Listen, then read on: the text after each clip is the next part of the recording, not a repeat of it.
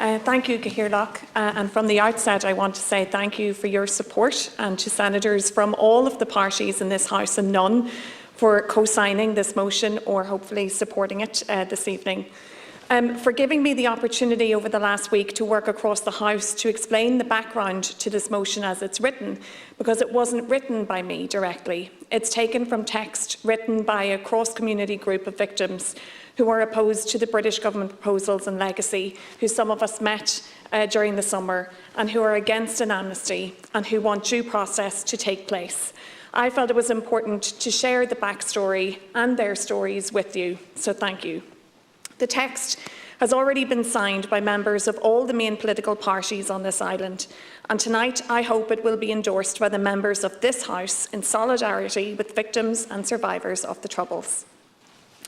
This debate is about much more than legacy prosecutions. It's about taking away people's hope of truth, accountability and justice, and the hope of building a fully reconciled society based on honesty and the rule of law. This command paper not only proposes that there would be no criminal prosecutions, but no criminal investigations, no inquests, no civil actions now or in the future, including the more than 50 inquests before the Belfast High Court. The stake now files currently on the desk of the Belfast Director of Public Prosecutions. The breakthroughs in cases that can come 40 years later because of technological advances. So, to prosecute or not is only part of the offence of this command paper. It entirely suppresses truth, justice and accountability. It's a lockdown on the rule of law, a lockdown on hope. And if we know anything about victims, is that they'll never give up hope that the truth will come out about what happened to their loved ones. Law, order and justice are central to the Good Friday Agreement and the vision of a truly reconciled society in the North. More than anything, that's what I hope for and I will work for. But a truly reconciled society must be based on honesty and the rule of law. This House this evening should send a clear message to London. Their proposals are not about helping people to move on. They are not about building a reconciled future. They will give London a rule of law lockdown and lock us in the past. Patsy Gillespie was a father of 3, a civilian chef working in an army base in 1990. The IRA chained him to the steering wheel and pedals of a van containing a 1,200-pound bomb, held his family at gunpoint and ordered him to drive the van into a barracks on the border in Donegal. He was a human bomb. Patsy, who tried to shout a warning, and 5 soldiers were murdered. His wife, Kathleen, now 71, says she isn't hopeful that she will see justice, but is fiercely opposed to a statute of limitations on prosecutions.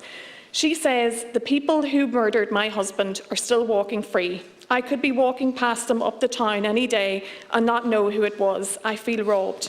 And in an open letter to the Prime Minister, Wave Trauma, the largest cross-community victims and survivors support group in the North, said, "Ask yourself, Prime Minister, if what is proposed becomes law and an effective amnesty is granted, who will sleep easier at night? Patsy's wife, Kathleen, or the people who held her and her children at gunpoint, and the person who detonated the bomb?" Up to this point, there hasn't been an effective mechanism for dealing with legacy cases, a framework to deal comprehensively with the division of the past, the horrors of the past, the injustices, as promised to victims. You can't call time on something you haven't tried. The 2014 Stormont House Agreement was brought about by broad political consensus and supported by most victims' groups, but despite promises and recommitments in New Decade, New Approach just last year, it wasn't introduced. There have been other mechanisms, such as the PSNI Historical Inquiries Team, the smaller Legacy Investigations Branch, and the Northern Ireland Police Ombudsman. HET was arbitrarily closed down in September 2014, ostensibly because of PSNI budget cuts, and nothing to date has replaced it in terms of dealing comprehensively with legacy cases. Investigations have been deliberately undermined and limited, obstructed and denied. There's been a lack of funding, information and resources, and instead victims have had to fight every step of the way. Another argument used by the British Government to defend the current proposals is that of vexatious claims against the British Army. This too is disingenuous. First of all, truth and accountability, justice isn't a witch hunt, but a basic human right. When I visited Westminster at the beginning of September and listened to MPs, they said the veterans they represent didn't want equivalence with murderers, whether they wore a uniform or not. Since 2011, there have been 17 prosecutions in respect of legacy cases. 5 involved former military personnel, 8 Republican paramilitaries and 4 loyalists. There have been 4 convictions so far, all paramilitary. The perception of an imbalance is widely off the mark, with some suggestions that 90% of investigations are killings by the Army.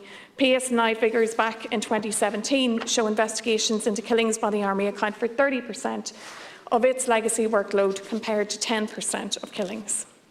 The proposals set down by the British Government have been described as a flagrant violation of international and human rights obligations, giving blanket impunity for serious human rights violations. Again, those aren't my words, but that of the Council of Europe Commissioner of Human Rights, the United Nations, and a report by the Committee of the Administration of Justice and Queen's University Belfast, who described the proposed statute of limitations as more sweeping than 300 other post-conflict amnesties around the world, and what is generally viewed as the worst international example of amnesty, namely Pinochet and Chile.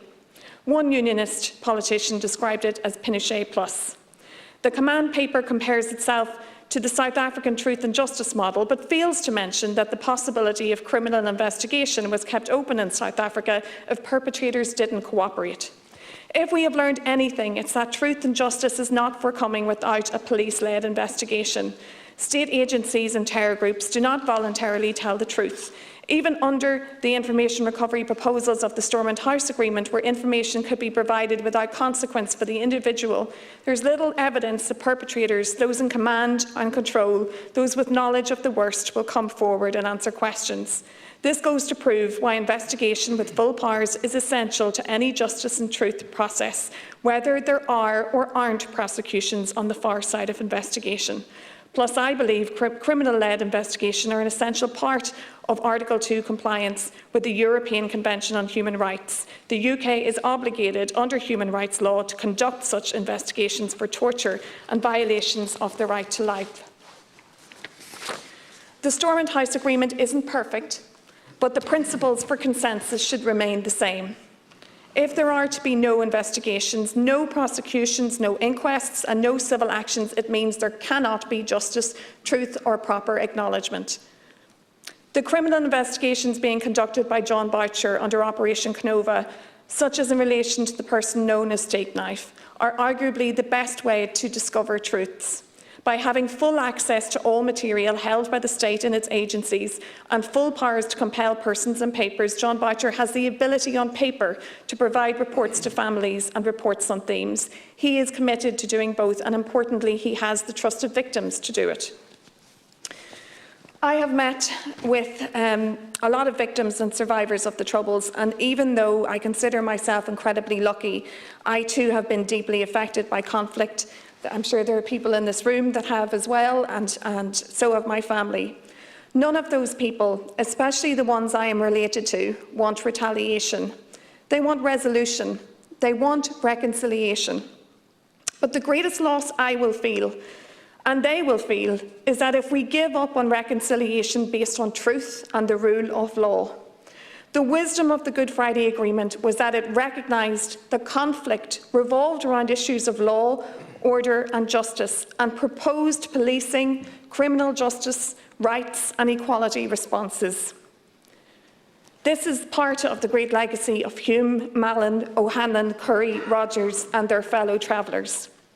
An approach that abandons the rule of law, jettisons international rights standards and gives amnesty to lawbreakers usurps that achievement and undermines that wisdom. And what does it say to new generations? What does it say to victims about where they fit in our society, some of whom still live in communities with perpetrators? What does it say to those who have continued paramilitarism and the coercive control of communities, which is still such a major issue today? And what of the hard-won gains of issues of law, order and justice? Minister, there is just far too much to lose in this paper. There has been all but unanimous rejection of the command paper among victims and survivors, among many who served in the police and the army, by all parties, North and South, by you, by the Irish Government and faith representatives, the United Nations, the Council of Europe, members of Congress. So let us, Shannon Aaron, add our names to that list this evening.